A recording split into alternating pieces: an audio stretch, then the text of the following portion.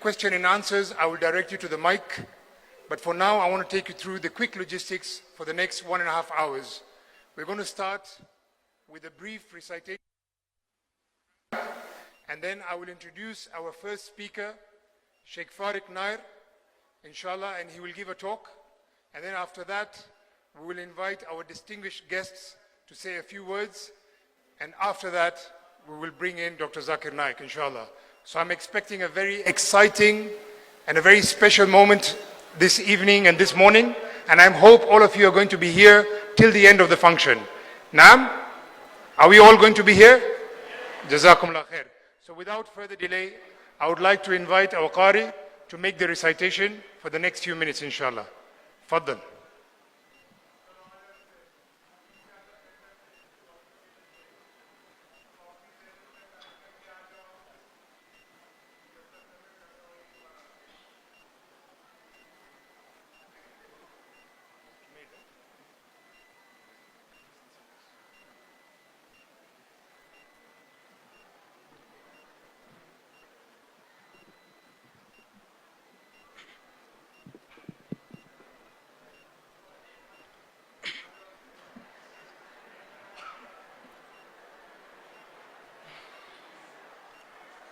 أعوذ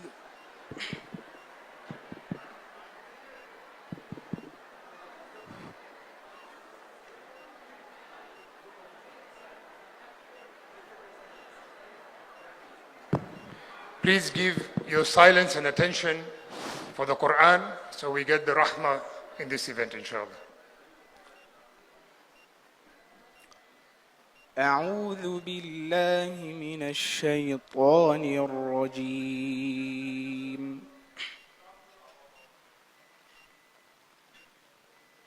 لا يسمعون حسيسها وهم فيما اشتهت أنفسهم خالدون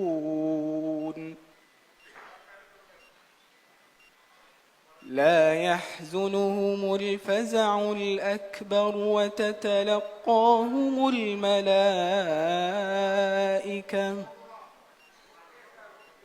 هذا يومكم الذي كنتم توعدون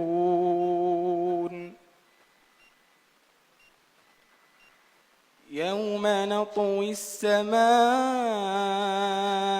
كطي السحاب على ما تصفون صدق الله العظيم MashaAllah, MashaAllah. MashaAllah.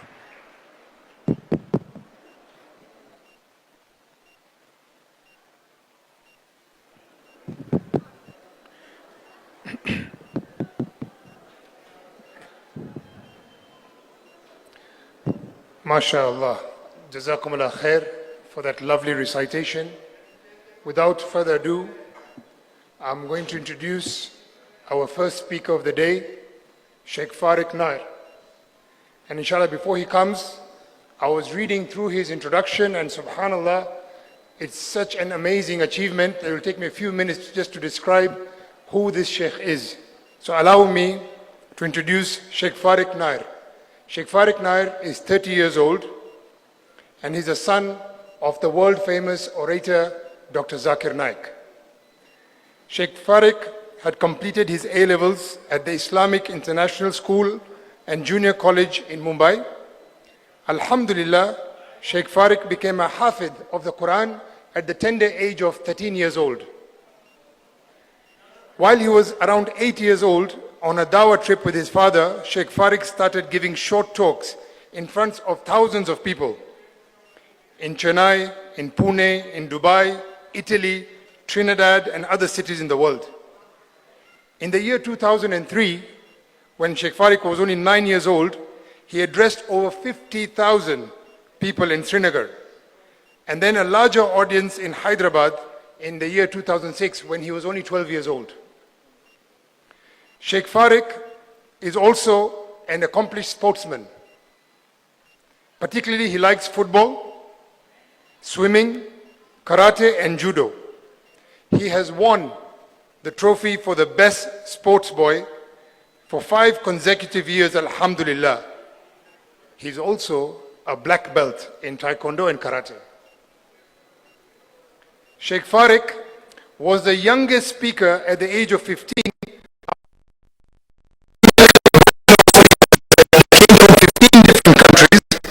in one of the world's largest Islamic English conferences, which was known as the International Islamic Dawah Conference in Mumbai, India. After his brief presentation on Peace TV, he has been invited to give talks on Islam in different parts of the world, including Saudi Arabia, UAE, Qatar, Kuwait, Bahrain, Oman, Italy, Indonesia, Malaysia, Sri Lanka, Maldives, Mauritius, Gambia, Trinidad, and other countries. These travels have broadened his understanding for international dawah work. Shaikh Fariq has completed his Arabic language diploma and bachelor's degree in Sharia from Al-Imam Muhammad ibn Saud Islamic University in Riyadh, Saudi Arabia. At present, he has submitted his thesis for masters in fiqh and usul fiqh from the International Islamic University of Malaysia. Shaikh Fariq is an inspiration for the youth, being the youngest regular speaker on Peace TV. He appears on Peace TV in the weekly program Teen Star.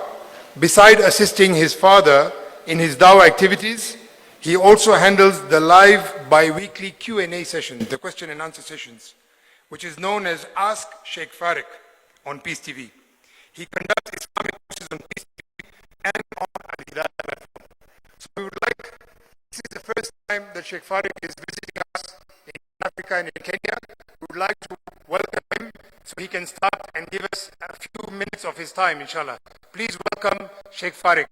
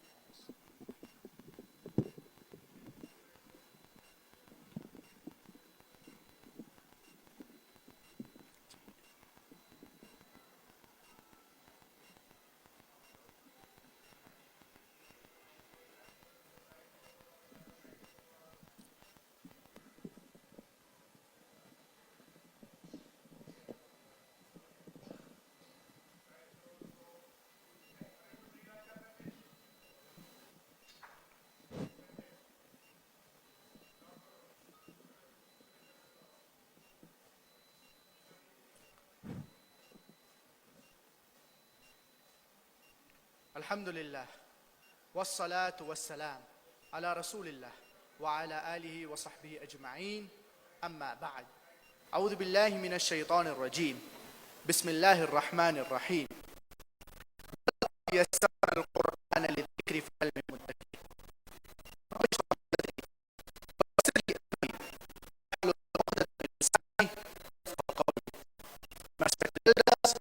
And my dear brothers and sisters, I welcome all of you. The topic of my talk is Al-Quran, should it be read with understanding? The glorious Quran, it is the last and final revelation of Allah subhanahu wa ta'ala, revealed to the last and final messenger, Prophet Muhammad, may peace and blessings be upon him. The glorious Quran, it is the most positive book in the world. It is a proclamation to humanity.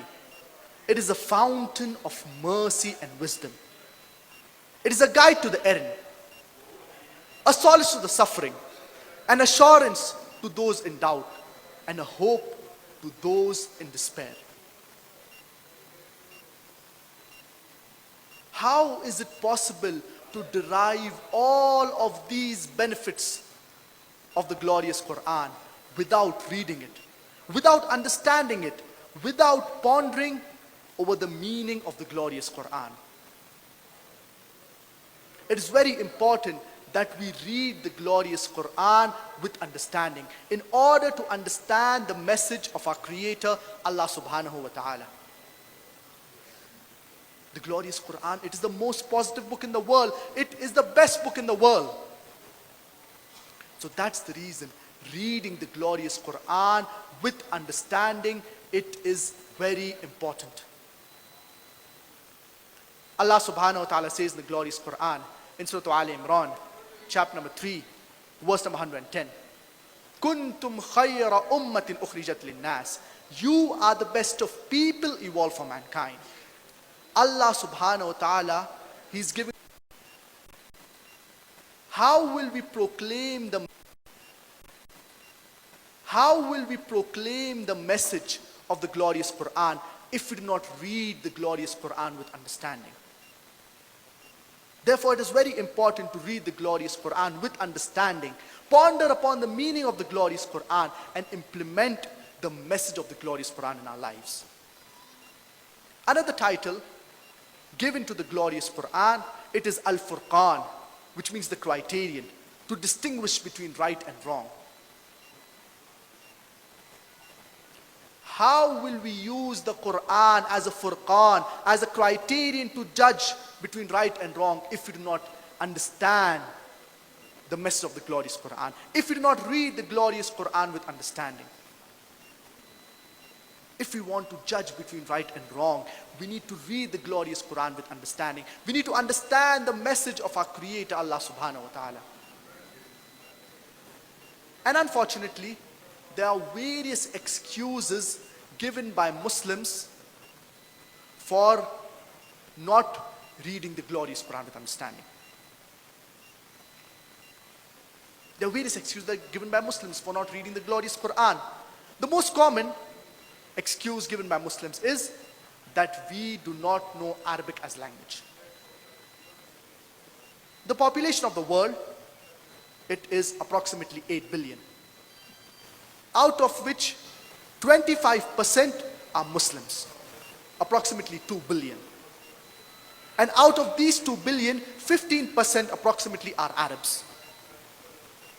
And there are very few non-Arabs who understand Arabic as a language. So more than 80% of the Muslims, approximately, they do not know Arabic as a language. So the most common excuse given by Muslims for not reading the glorious Quran or not reading the glorious Quran with understanding is that we do not know Arabic as a language. When a child is born, he does not know any language. He initially learns, the first language that he learns, it is the mother tongue. And then later on, he may learn another language. For example, the language of the society, the language of the community, the language of the people around him. So almost all human beings, they at least know 2 or 3 languages. Some may know 4 languages, some may know 5 languages, some may be linguists who may know perhaps 7 languages or more than 7 languages. But almost all human beings, they at least know 2 or 3 languages. Don't you think it is important to know the language of our Creator, to know the language of the glorious Quran? Don't you think it is important to learn Arabic as a language? And I do agree that learning a language when an individual is young, it is much easier. But age is not a barrier. And that reminds me of the example of Dr. Keith Moore, of Dr. Maurice Bucaille. Dr. Maurice Bucaille, he was a very famous scientist and surgeon who received the French Academy Award in medicine. Now, Dr. Maurice Bucaille, he was selected to do a research on the mummy of Manapta, on the mummy of Pharaoh, which was found in the Valley of Kings. And he knew the background regarding the story of Pharaoh, regarding the story of Musa alayhi salam, Moses, peace be upon him. And he knew this, as he had read in the Bible, that Pharaoh followed.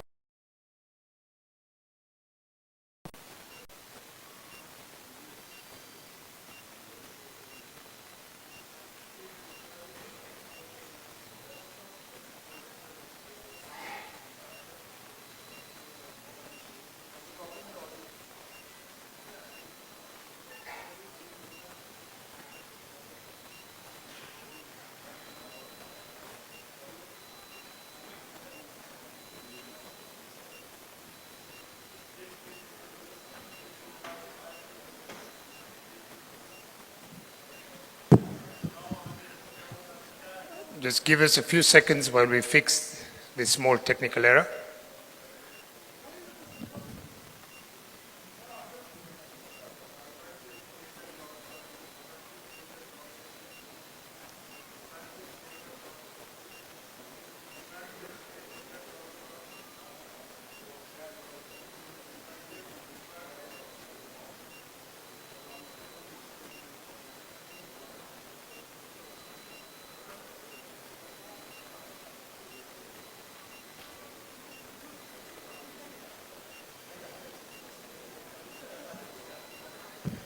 So while we're waiting for the Sheikh to come back on the mic, I would also like to share with you some of the plan that we will be having, inshallah. Check, Naam. check, test. Check. Increase the volume. Increase the volume. Check, test. Increase, increase. Hello, Auzubillah. Shaikh Fariq.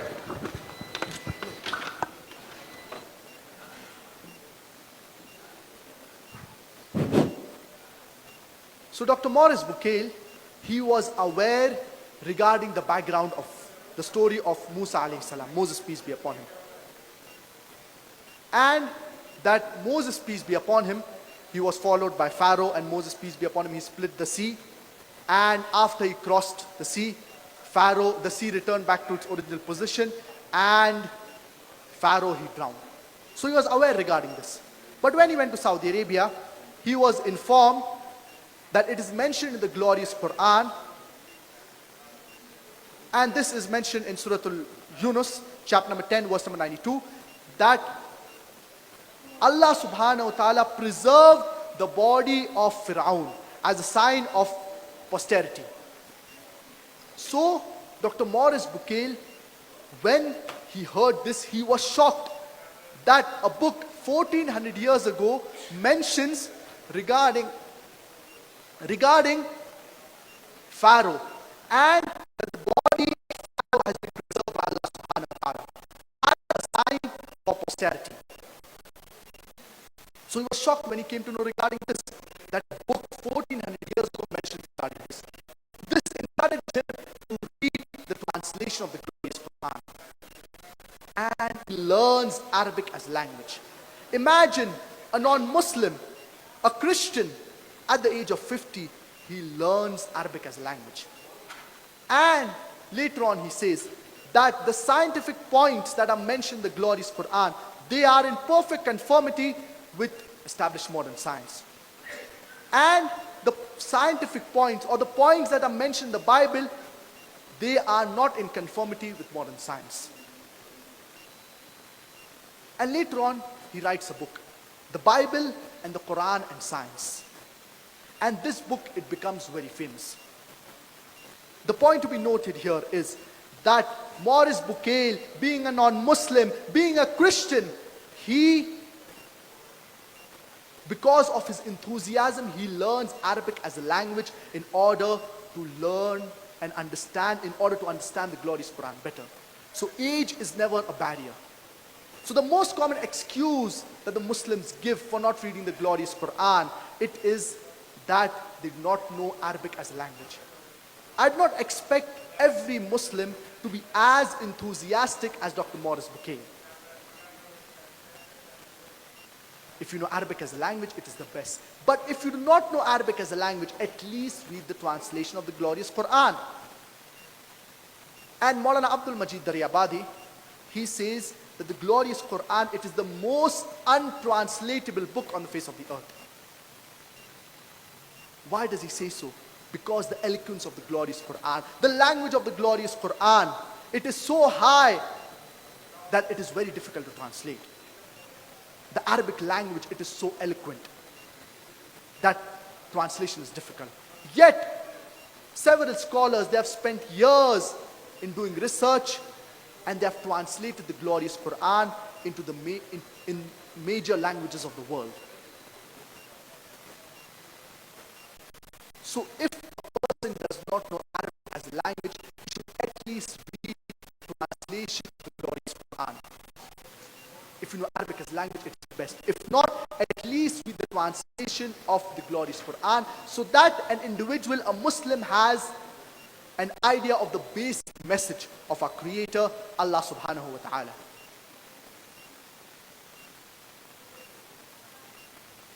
Besides this, there are other excuses that Muslims give for not reading the glorious Quran, for not reading the glorious Quran.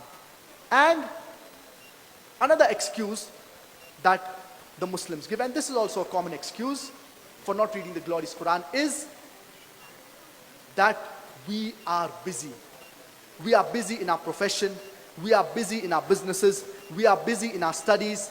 That's the reason we do not find time to recite the glorious Quran. That's the reason we do not find time to read the glorious Quran. Many people, they spend years in learning volumes of books in order to attain a degree, in order to attain a bachelor's degree, in order to attain a master's degree. People, they spend several years in order to study. But unfortunately, many do not have time to read the glorious Quran. It is very unfortunate. It is very sad. And the degree that you acquire in this world, it may or may not help you in the akhirah, in the afterlife. And if the studies that you have done, it does not get you closer to Allah subhanahu wa ta'ala, it does not help you in the akhirah, in the hereafter, in the next life, it is useless. I would request, please do not cross the center aisle. So that's the reason it is very important that we read the glorious Quran, so that it will benefit us in this life as well as in the next life. If we read the glorious Quran with understanding, it will benefit us in this life as well as the next life. The degree that you acquire in this world, it may or may not help you in the hereafter. There are many graduates and postgraduates who are jobless. But if you read the glorious Quran with understanding, it will inshallah help you in this world as well as in the hereafter. Allah subhanahu wa ta'ala says in the glorious Quran in Surah Al-Baqarah, chapter number 2, verse number 1 and 2. Alif Lam Mim, Dhalika Kitabul La Rayba Fihi. This is the book in which there is no doubt. And similitudes that makes things clear. Allah subhanahu wa ta'ala also says in the glorious Quran, Surah Al-Zumur, chapter number 39, verse number 27, that in the glorious Quran, there are many similitudes in detail that make so that men will receive admonition. So if we read the glorious Quran with understanding, we will have a better understanding of the message of our Creator, Allah subhanahu wa ta'ala. If you know Arabic, it is the best. If you do not know Arabic, read the translation of the glorious Quran in the language you understand the best. Whether it be in English, whether it be in Urdu, whether it be in Hindi, whether it be in your local language, whether it be in German, whether it be in French. But at least read the translation of the glorious Quran in the language you understand the best, and this is very important. I would like to give you an example. You have a German friend who visits you, for example, in Kenya. And after he visits you, when he returns back to Germany, he writes you a letter. And this friend, he is a close friend. He writes you a letter in German. And you receive this letter and you do not know German. What will you do? In order to understand what your friend has written, but naturally you'll get the letter translated. Your friend wants to deliver to you. You will get the letter translated. We Muslims need to understand the message of our Creator Allah subhanahu wa ta'ala. Don't you think it is important to understand the message of our Creator Allah subhanahu wa ta'ala? We do not have to translate the glorious Quran. Alhamdulillah, the glorious Quran, it has been translated into major languages of the world. But we need to find time in order to read the glorious Quran. We should see to it that we remove time in order to read the glorious Quran.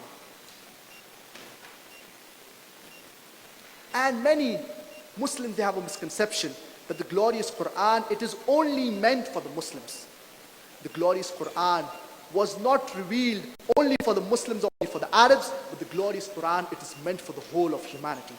Allah subhanahu wa ta'ala says in the glorious Quran, in Surah Al-Ibrahim, chapter number 14, verse number 1, Alif Lam Ra, Kitabun anzalnahu ilayka litukhrija an-nasa min adh-dhulumati ila an-nur. The book is revealed to thee in order to lead mankind from the depths of darkness into light. Allah subhanahu wa ta'ala says in the glorious Quran, Surah Al-Ibrahim, chapter number 14, verse number 52, هذا بلاغ للناس ولينذروا به وليعلموا أنما هو إله واحد وليذكر أولو الألباب. Here is a message. Let them take warning thereof and let them know that there is one God. Let men of understanding take heed. Allah subhanahu wa ta'ala says in the glorious Quran, in Surah Al-Baqarah, chapter number 2, verse number 185, شهر رمضان الذي أنزل فيه القرآن هدى للناس وبينات من الهدى والفرقان. Ramadan is the month in which the glorious Quran was revealed as a guidance for humanity. هدى للناس, as a guidance for humanity.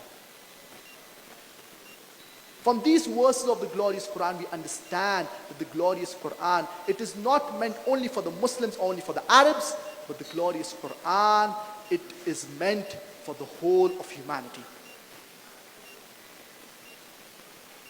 And unfortunately, many of the Muslims did not want to share the glorious Quran with the non-Muslims. Many Muslims think that what will these non-Muslims understand? These kuffar, they will not understand the glorious Quran. And they do not share with them the glorious Quran. When the glorious Quran was revealed, the Prophet Muhammad, may peace and blessings be upon him, these days they were called as Ayyamul Jahiliyyah, the days of ignorance. But Allah subhanahu wa ta'ala guided these very people who were Sahabas after they accepted Islam. And these same Arabs, Allah subhanahu wa ta'ala made them torch bearers of the world. So we never know whom Allah subhanahu wa ta'ala can give hidayah to. So unfortunately, many Muslims, they do not want to share the glorious Quran with the non-Muslims. Allah subhanahu wa ta'ala says in the glorious Quran, Surah Al-Anbiya, chapter number 21, verse number 107, وَمَا أَرْسَلْنَاكَ إِلَّا رَحْمَةً لِلْعَالَمِينَ, that we have sent thee not, but as a mercy to all the worlds, as a mercy to all the creatures, as a mercy to the whole of humanity. Allah subhanahu wa ta'ala repeats a similar message in Surah Al-Sabah, chapter number 34, verse number 28. وَمَا أَرْسَلْنَاكَ إِلَّا كَافَّةً لِلنَّاسِ بَشِيرًا وَنَذِيرًا وَلَكِنْ أَكْثَرَ النَّاسِ لَا يَعْلَمُونَ. And we have sent thee not, but as a universal messenger, giving glad tidings and warning men against sin. But most of them did not understand. So the glorious Quran, it is not meant only for the Muslims, only for the Arabs, but it is meant for the whole of humanity. And Prophet Muhammad, peace be upon him, he was a universal messenger who was sent as a mercy to humanity. From these verses of the glorious Quran, we understand that the glorious Quran, it is meant for the whole of humanity, and it is not meant only for the Muslims or only for the Arabs, but rather the glorious Quran, it is meant for the whole of humanity. Unfortunately, many of the Muslims, they sit on the glorious Quran like a cobra. Neither do they want to read it, neither do they want to share it or give it to the non-Muslims. And many Muslims, they quote the verse of the glorious Quran from Surah Al-Waqi'ah, chapter number 56, verse number 77 to 80, that none shall touch it except those who are pure. La yamassu illa al-mutahharun. And based on this verse, they say that the glorious Quran should not be given to the non-Muslims. We need to look at the context of this verse. In this verse of the glorious Quran, if we look at the context, at the time of our beloved Prophet Muhammad, peace be upon him, the Quraysh, they were accusing that the verses of the glorious Quran, they are from shaitan, they are from the Satan. So Allah subhanahu wa ta'ala revealed this verse saying that none shall touch it except those who are pure. Saying that these verses are the words of Allah subhanahu wa ta'ala. And the cross-reference is mentioned in the glorious Quran in Surah Al-Buruj, chapter number 85, verse number 21 and 22, when Allah subhanahu wa ta'ala says, بَلْ هُوَ قُرْآنٌ مَجِيدٌ فِي لَوْحٍ مَحْفُوظٍ. For indeed, it is the glorious Quran that is well preserved in a tablet in Lawh al-Mahfuz. So when Allah subhanahu wa ta'ala says in the glorious Quran, La yamassu illa al-mutahharun, none shall touch it except those who are pure, it refers to the Quran that is in Lawh al-Mahfuz, that is well preserved. None shall touch it except those who are pure. It does not only refer to the bodily pureness, but it refers to the spiritual pureness as well. This verse of the glorious Quran, La yamassu illa al-mutahharun, none shall touch it, for maybe $5 or $6, and touch it in the Quran, verse of the glorious Quran. So we should see to it that we spread the message of Islam and we give the non-Muslims the glorious Quran so that they will understand the message of our Creator, Allah subhanahu wa ta'ala. And many Muslims, they say that, when you give the non-Muslims the glorious Quran, give them only the English translation without the Arabic text. If a person wishes to give the English translation, he may give it, but I prefer giving the translation of the glorious Quran along with the Arabic text, because every translation, it is prone to errors. There can be errors, there can be mistakes. And if you give only the translation of the glorious Quran without the Arabic text, and if there's a mistake in the translation, it will be attributed to Almighty God.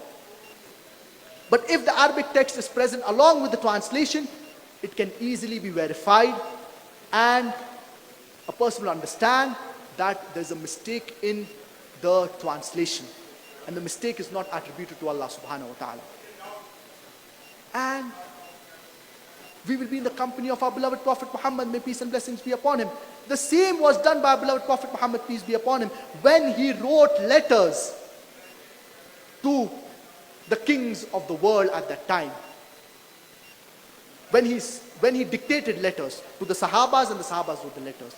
When the Prophet, peace be upon him, he dictated letters that were sent to kings of the world, to Byzantine, to Heraclius, and to other kings of the world. And in these letters, verses of the glorious Quran were mentioned, which the Prophet, peace be upon him, dictated. And one such verse is the verse of the glorious Quran from Surah Al-Imran, chapter number 3, verse number 64. قُلْ يَا أَهْلَ الْكِتَابِ, say, O people of the book, تَعَالَوْا إِلَىٰ كَلِمَةٍ سَوَاءٍ بَيْنَنَا وَبَيْنَكُمْ, come to common terms as between us and you.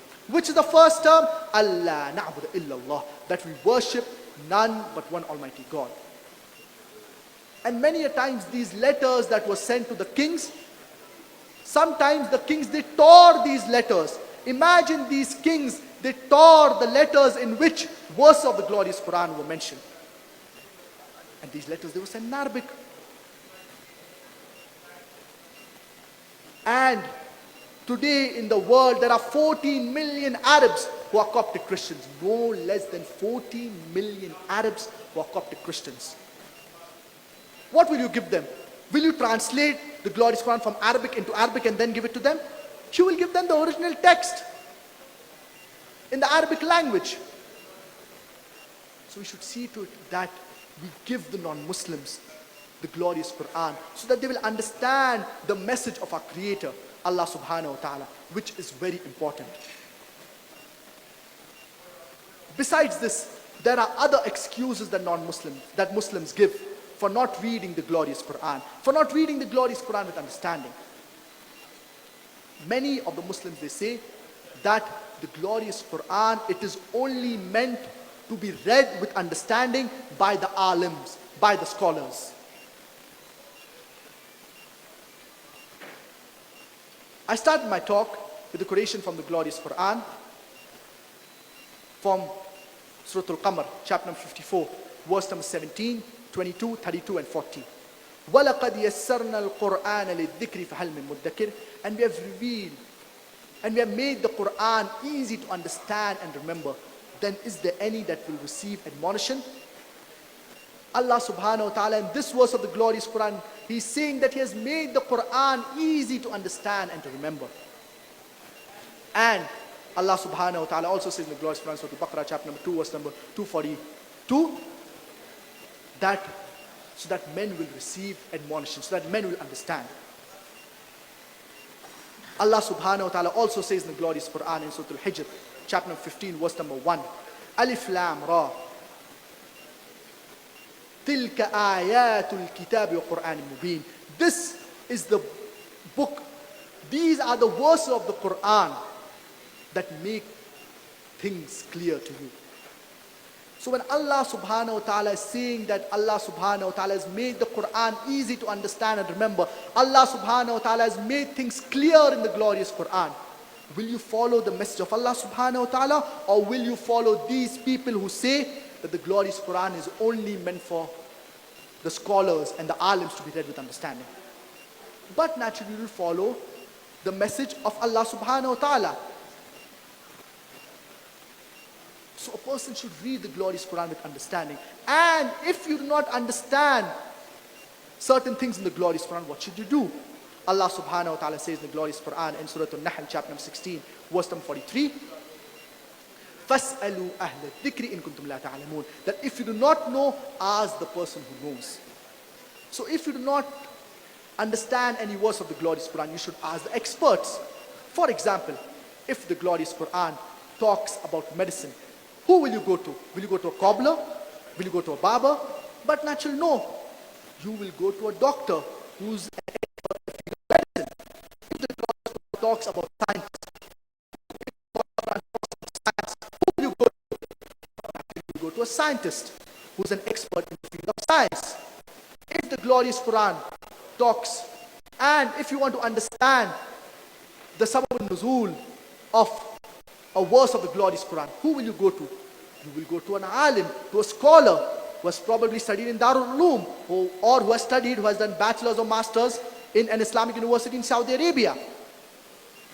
You will go to an expert, to a mufassir, in order to understand the sabab al-nuzul of a particular verse. So if we do not understand any verse of the glorious Quran, we should approach an expert and ask the expert regarding this verse of the glorious Quran. But we should read the glorious Quran with understanding in order to understand the message of our Creator, Allah subhanahu wa ta'ala. So unfortunately, Muslims give several excuses for not reading the glorious Quran with understanding. So we should see to it that we understand the basic message of our Creator, Allah subhanahu wa ta'ala. And whenever you buy, and I would like to give you an example of Professor Keith Moore. Professor Keith Moore, he was an authority in the field of embryology, and he was the head of the Department of Anatomy in the University of Toronto. Now, certain students, they collected the verses and the ahadith related to embryology, and they presented it to Professor Dr. Keith Moore. And they asked his comments regarding these verses and these ahadith of the glorious, and these ahadith of our beloved Prophet Muhammad, may peace and blessings be upon him. Professor Dr. Keith Moore, when he went through the verses and the ahadith, he said that they are in perfect conformity with modern science. And he said that there are certain verses which I do not know whether they are right or whether they are wrong, because science has not reached this level. And I do not have information regarding these verses. And one such verse was the verse of the glorious Quran from Surah Al-Iqra, chapter number 96, verse number 1 and 2. Iqra bismi rabbika alladhi khalaq. Read in the name of thy Lord who has created. Khalaq al-insana min alaq, who has created mankind, who has created man from the word alaq, it means a congealed clot of blood, a leech-like substance, something that clings.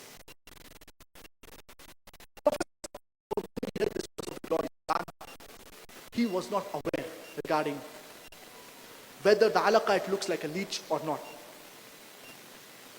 So he took the early stages. So he verified this, the early stages of an embryo, in his laboratory under a very powerful microscope. And he was astonished at the striking resemblance of the embryo as compared to that of a leech.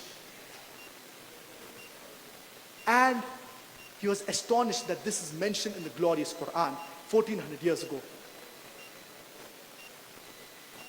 And later on, he writes in his book, the name of the book is The Developing Human Being, and he incorporates this in the 3rd edition of his book regarding the scientific points and regarding embryology that is mentioned in the glorious Quran.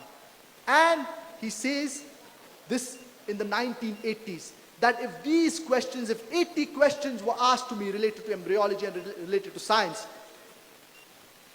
30 years back, I would not have been able to give a response, because embryology, it is an advancement. It is something new as far as science is concerned.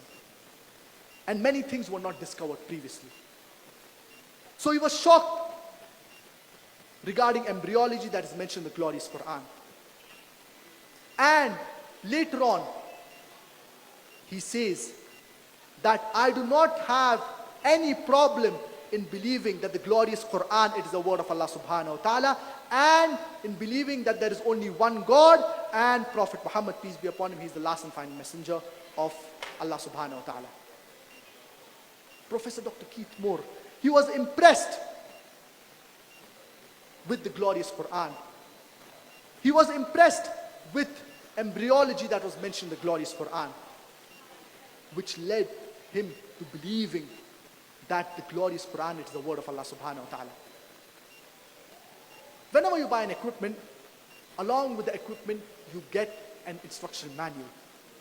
For example, if you buy a DVD player, along with it, you'll get an instruction manual. If you want to play the disc, put the disc in and press the play button. If you want to do fast forward, press the FF button. Don't drop it from a height, it will get damaged.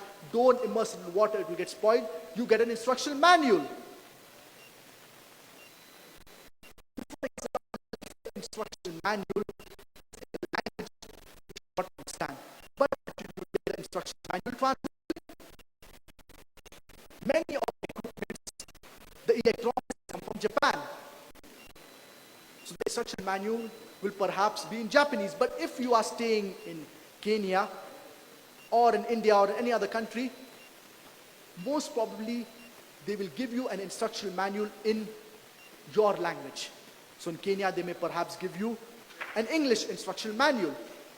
So if you want to know how to run the equipment, you will refer to the instructional manual. The instructional manual for us Muslims, it is the glorious Quran. The glorious Quran, it is the instructional manual for us Muslims. The do's and don'ts are mentioned in the glorious Quran. What we human beings should do, what we human beings should abstain from. Don't you think it is a requirement to understand the instructional manual for us human beings? Don't you think it is a requirement to understand the message of our Creator Allah subhanahu wa ta'ala?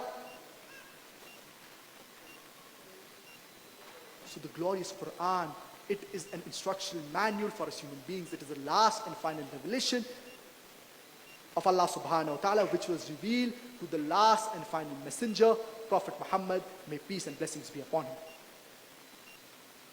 Unfortunately, Muslims, they treat the glorious Quran as an RDX bomb, ready to explode. Before touching the glorious Quran, they will think 10 times.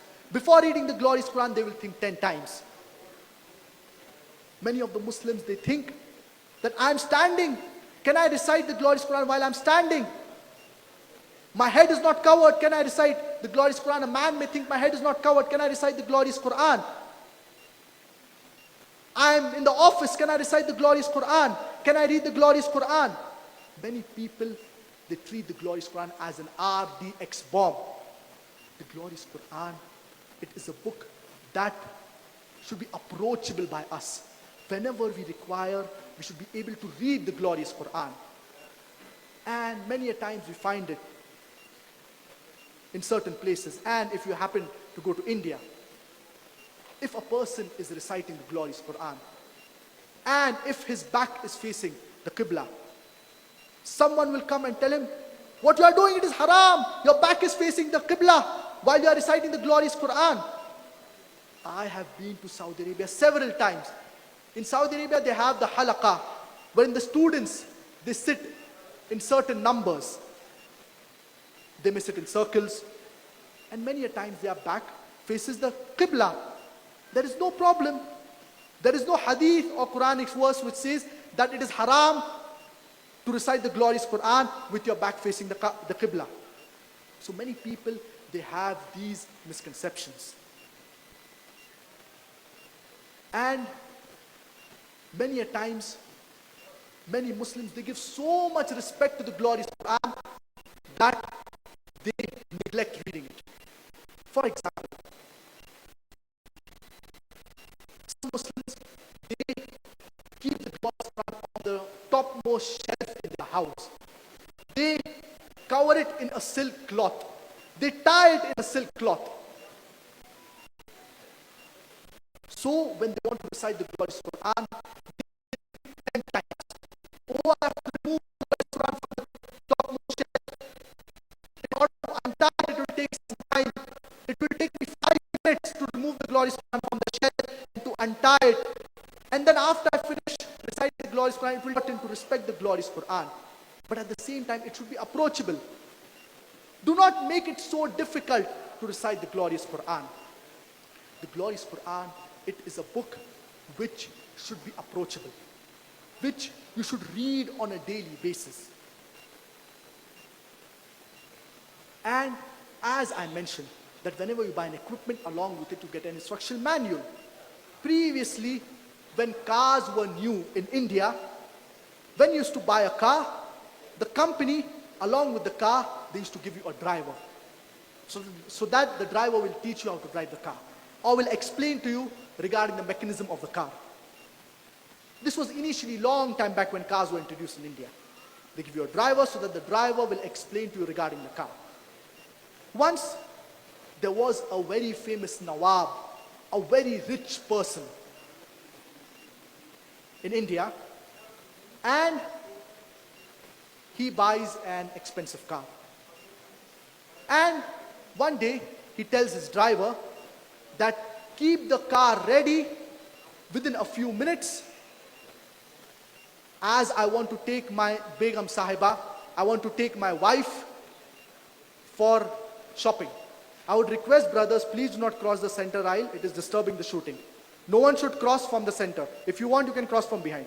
Jazakumullahu khairan. So, this Nawab Sahib, he tells his driver that prepare the car within a few minutes, as I want to take my wife out for shopping. So this driver, he tells this Nawab Sahib, this very rich person, that in order for the car to be ready, car is not in working condition. So Nawab Sahib is very angry. Why is the car not ready? Why is it not in working condition? Keep it ready within a few minutes. So the driver tells this Nawab Sahib, this very rich person, that in order for the car to be in working condition, I require 10 kgs of ghee, 15 liters of milk, 5 kgs of sugar. So the Nawab Sahib gives this driver what he's asking for. 15 liters of milk, and he gives him ghee, and he gives him 5 kgs of sugar. The Nawab Sahib gives this all to his wife, and the car is in working condition. I'm asking you the question that today, if your driver tells you that in order to get the car into working condition, I require 15 liters of milk, 5 kgs of sugar, as well as ghee, will you give it to him? But natural, no. Because you know that a car does not require sugar, a car does not require milk, a car does not require ghee. You know that a car runs on petrol, it runs on fuel. So you know this basic information. Unfortunately, we Muslims, we do not know the basic message of our Creator, Allah subhanahu wa ta'ala. That's the reason many a times, many people, they take Muslims for a ride. We should at least know the basic message of our Creator, Allah subhanahu wa ta'ala. If we want to know the basic message of our Creator, Allah subhanahu wa ta'ala, we should see to it that we read the glorious Quran with understanding. I would like to give you another example. There is a Kenyan who goes to France in order to acquire a degree. Now when he goes to France, when he studies in order to acquire a degree, the medium of instruction, it is French. And this Kenyan does not know French at all. Every day he attends class and he gets P. P means present. That means he's present. And he has attended class. He has for the examination. And keep in mind that he does not know French. He knows English, but he does not know French. He does not understand French. After the results come out of the examination, he gets P. What does P mean?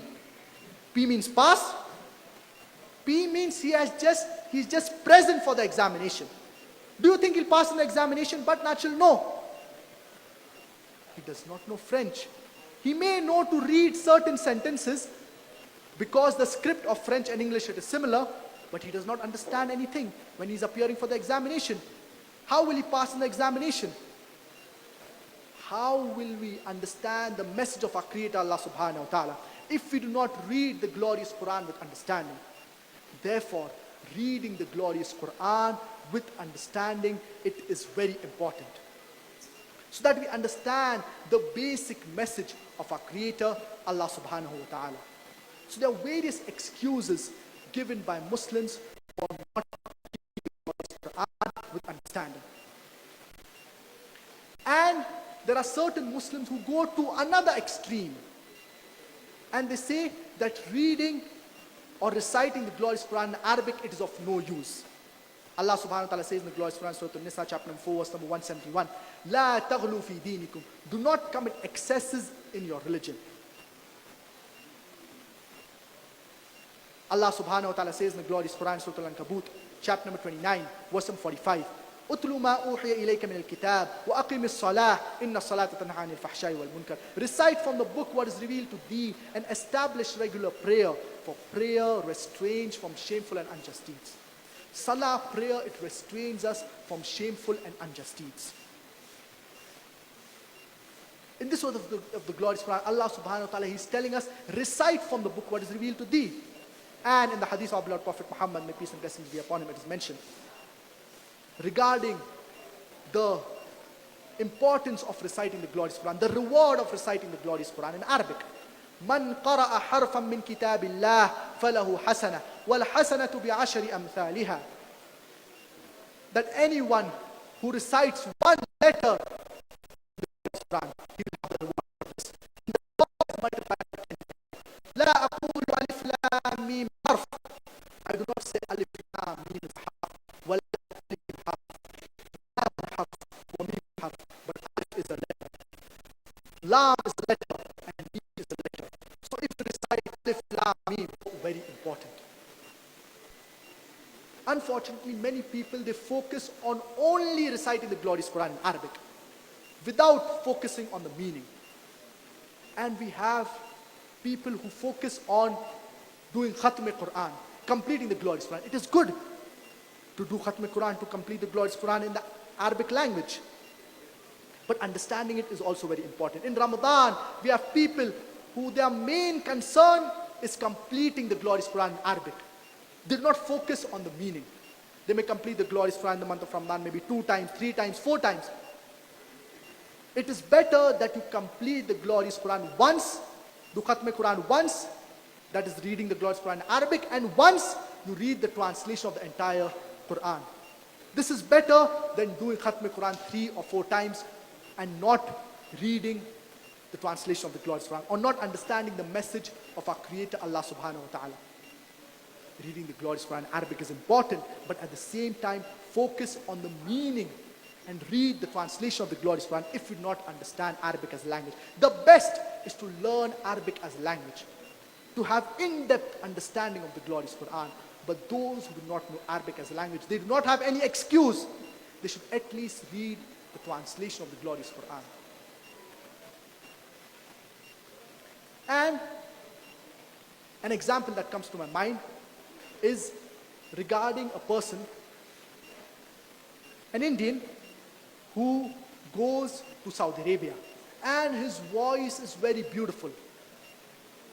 So the people in Saudi Arabia, they request him to lead the salah. So he leads the salah in a very beautiful voice, and he recites Surah Al-Yusuf regarding the story of Yusuf alayhi salam, and he completes the salah. So the people, the Arabs, they understood what he recited. So they asked him that, mashallah, they told him that, mashallah, your recitation was very beautiful. You have a melodious voice. But why did you put Yusuf alayhi salam inside the well and you forgot to remove him outside? So this person, when he was reciting the glorious Quran, when he was the Imam, he did not know the meaning of what he was reciting. So he concluded in such a place. When he put Yusuf alayhi salam inside the well, but did not remove outside, that means he did not read the other verses from Surah Al-Yusuf. So understanding the meaning of what we are reciting, it is very important in order to understand the glorious Quran better. And Allah subhanahu wa ta'ala says in the glorious Quran, in Surah Al-Muhammad, chapter number 47, verse 38, وَإِن تَتَوَلَّوْا يَسْتَبْدِلْ قَوْمًا غَيْرَكُمْ ثُمَّ لَا يَكُنْ أَمْثَالِكُمْ. That if you do not do your job, Allah will substitute in your place another people, ثُمَّ لَا يَكُنْ أَمْثَالِكُمْ, and they will not be like you. So if we do not do our duty, if we do not understand the message of our Creator Allah subhanahu wa ta'ala, how will we proclaim it to others? How will we propagate the message of our Creator Allah subhanahu wa ta'ala? If we do not understand the message of our Creator Allah subhanahu wa ta'ala, how will we implement His message in our lives? How will we convey the message of Allah subhanahu wa ta'ala to the non-Muslims, to those who are unaware of it? And if we do not do our job of conveying the message of Islam to the non-Muslims, to those who are unaware of it, Allah subhanahu wa ta'ala will substitute in our place another people, ثُمَّ لَا يَكُنْ أَمْثَالِكُمْ, and they will not be like us. And in several places Allah subhanahu wa ta'ala mentions regarding the glorious Quran that it is for men of understanding. And Allah subhanahu wa ta'ala says the glorious Quran in Surah chapter 62 regarding the Jews, that they did not pay heed to the message. And the example is like that of donkeys that carries tons of books, but it does not understand. It is just merely carrying the books, but natural. So let us not be like those people who just merely recite the glorious Quran and do not focus and ponder upon the meaning of what we are reciting. And as far as reading the glorious Quran is concerned, there are basically 2 types of reading or reciting the glorious Quran. The first is Tadakkur Quran, that is reading the meaning of the glorious Quran superficially. understanding the basic message of the creator of the glorious Quran. And the second is tadabbur Quran, pondering upon the meaning of what you are reciting. So a person, maybe he can say that he has completed tadabur Quran, reading the glorious Quran, the superficial meaning. But no one can say that he has completed tadabbur Quran, pondering upon the meaning of the glorious Quran. The glorious Quran, it is a unique book. It is unlike other books. For example, there may be a very good book. You may read it once, twice, thrice, and then you'll get bored of it. But the glorious Quran, the more you read it, the more it draws you closer towards it. The more you do tadabbur Quran, the more you'll have better understanding. If you read the glorious Quran 1,000 times, the 1,001st time, when you read it, you will have a new understanding. Because it is not the work of any human being, it is the word of Allah subhanahu wa ta'ala. And Allah subhanahu wa ta'ala said that He will preserve it. It's the word of Allah subhanahu wa ta'ala. It is a unique book, and the more you read it, the more it will draw you closer towards Allah subhanahu wa ta'ala. So I would request the brothers and sisters that see to it that you read the glorious Quran on a daily basis, even if it be for a few minutes.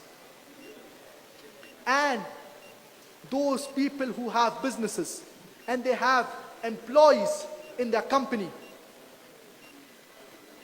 see to it that you make it compulsory in your company that every employee, when he comes to work, he should read the glorious Quran. At least 10 to 15 minutes. And even in our organization in India, it is compulsory that every employee reads the glorious Quran when he arrives to work. This was when we were in India. Someone might think, so much loss. If a person has 100 employees every day, every employee reciting the glorious Quran 10 to 15 minutes, it is a loss to the work. But naturally, no. This thinking is wrong. There will be barakah in your work. The employee, when he reads the glorious Quran, when he comes to work, the first thing he should do is read the glorious Quran with understanding, with translation, if he does not know Arabic as language. And then you will see that inshallah in his work, he will be honest. He will not cheat. He will not lie. He will be a committed employee because he is reciting the glorious Quran. And inshallah, the glorious Quran, it will have an impact on his life. Therefore, if you want the glorious Quran to have an impact on your life, see to it that you read the glorious Quran with understanding, which is very important. Even when you are at home, as a family, you should see to it that you recite the glorious Quran. You read the glorious Quran with understanding on a daily basis. It may be 1 ruku, 2 ruku, whatever is possible, but make it as a daily habit. And then you will see the change in your life. It will benefit you in this life as well as in the next life. The best gift that any human being can give to another human being, it is the glorious Quran. The best gift that you can give to your employee, it is the glorious Quran. The best gift that you can give to your relatives, it is the glorious Quran. The best gift that you can give to your child, it is the glorious Quran. Because it is a book of guidance. It is a book of hidayah.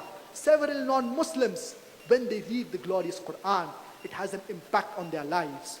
And many of them, they embrace Islam. Many of the non-Muslims, they just hear the verse of the glorious Quran and tears flow down their eyes. They do not understand. Why does the glorious Quran have such an impact? Because it is the word of Allah subhanahu wa ta'ala. It is unlike any other book.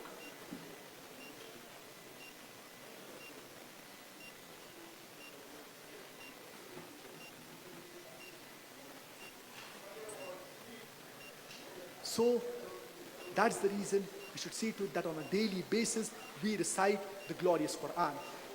And in conclusion, I would like to mention the verse of the glorious Quran from Surah Al-Hashr, chapter number 59, verse number 21. لو أنزلنا هذا القرآن على جبل لرأيته خاشعا متصدعا من خشية الله. Had we revealed the glorious Quran on a mountain, it would have humbled itself and come apart. Imagine Allah subhanahu wa ta'ala in this verse of the glorious Quran, He's saying that had the Quran been revealed on a mountain, it would have come apart and it would have trembled because of the words of Allah subhanahu wa ta'ala. But unfortunately, many of us, when we read the glorious Quran, it does not have an effect on us. Why? Because we do not understand the words of the glorious Quran. We do not understand what we are reciting. We are merely mechanically reciting the glorious Quran. So I would request the brothers and sisters to read the glorious Quran on a daily basis, and it will definitely have an impact on your life. It will benefit you in this world as well as in the hereafter. I would like to end my talk with the hadith of our beloved Prophet Muhammad, may peace and blessings be upon him, that is mentioned in Sahih al-Bukhari, volume number 6, hadith number, wherein it mentions Sahih al-Bukhari, volume number 6, hadith number 5027, that our beloved Prophet Muhammad, peace be upon him, said, خَيْرُكُمْ مَنْ تَعَلَّمَ الْقُرْآنَ وَعَلَّمَهُ. The best among you is the one who reads the glorious Quran and teaches it to others. وَآخِرُ دَعْوَانَا أَنِ الْحَمْدُ لِلَّهِ رَبِّ الْعَالَمِينَ.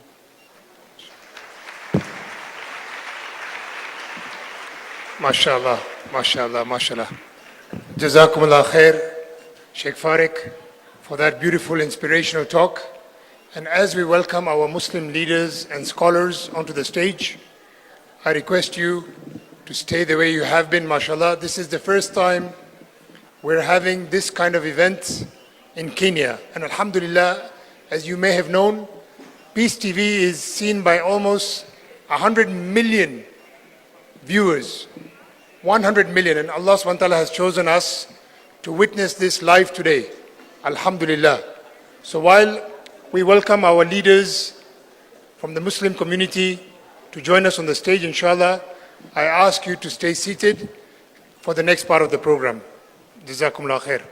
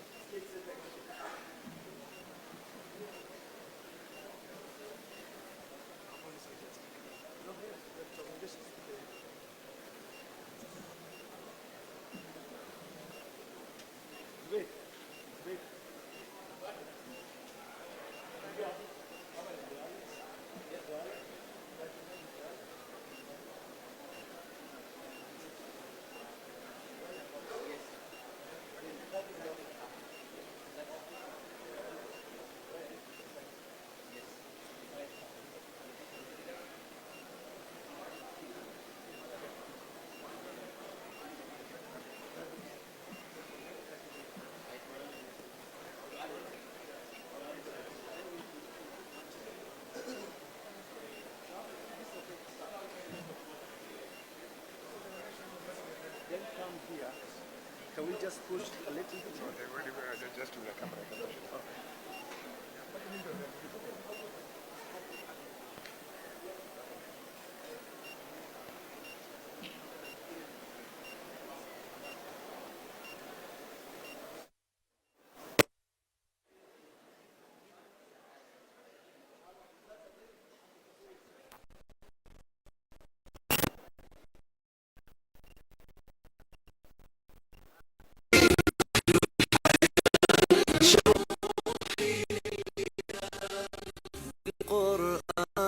إلى المولى أتيت أسلمت